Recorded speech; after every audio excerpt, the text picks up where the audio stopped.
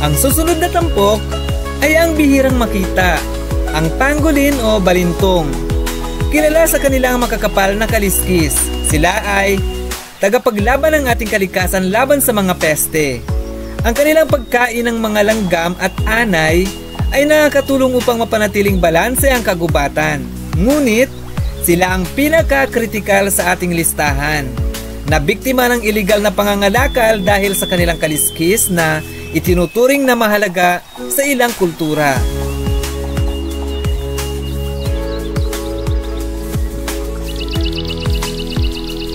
Habang ang mga pangolin ay nahaharap sa matinding banta, iniisip ko kung paano tayo makakatulong upang mapanatili ang kanilang kaligtasan.